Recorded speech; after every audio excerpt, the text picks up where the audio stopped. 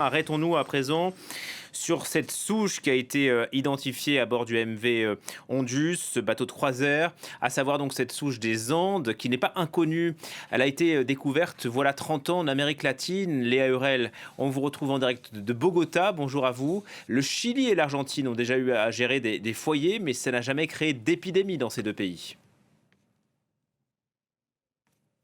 Effectivement, Julien, avec des premiers cas recensés, au milieu des années 90, ces deux pays latino-américains cohabitent depuis des décennies avec l'hantavirus. L'Argentine et le Chili ont donc dû improviser et perfectionner un système qui figure aujourd'hui de référence mondiale et qui repose non seulement sur les hôpitaux, mais aussi sur une surveillance communautaire qui ne laisse aucune place à l'erreur. Le tournant, il s'est produit à Epuyén, en Argentine, entre 2018 et 2019, on en parlait déjà de ce cas la semaine dernière. Ce qui avait commencé comme une fête d'anniversaire s'est soldé par 4 vagues de contagion et 11 morts. Et cette tragédie, elle a enseigné aux autorités que le patient zéro peut devenir un super propagateur s'il présente une charge virale élevée. Depuis lors, le protocole il est devenu drastique et en cas de suspicion, l'isolement est obligatoire et peut durer jusqu'à 6 semaines. La logique de dépistage a également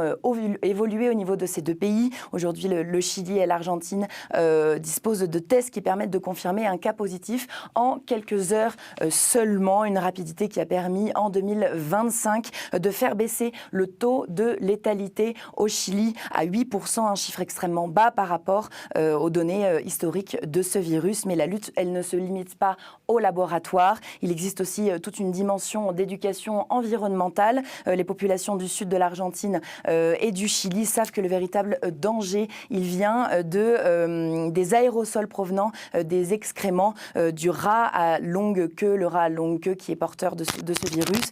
Aérer pendant des heures tout espace clos, isolé, les maisons avec des matériaux résistants et désherbés tout en se protégeant sont des habitudes qui se sont progressivement installées comme ancrées dans la culture locale et c'est cette prévention finalement au quotidien qui empêche les cas annuels qui l'année dernière avoisinaient les 80 entre ces deux pays, l'Argentine et le Chili, qui empêchent ces cas annuels de se transformer en une épidémie incontrôlable.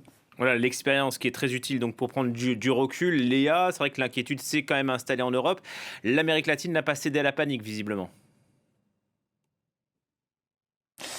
Alors, il faut rappeler quand même que l'épidémie du Covid est encore, c'est une crainte qui est encore très fraîche ici en Amérique latine, et c'est peut-être pour cela que c'est l'aspect agressif de cet hantavirus, de cette souche des Andes qui fait le plus peur ici de ce côté de l'Atlantique. Ce choc cardio-pulmonaire qui peut survenir en quelques jours seulement, et ce chiffre qui circule bien évidemment dans tous les médias du continent, ce chiffre d'un taux de mortalité de 40%.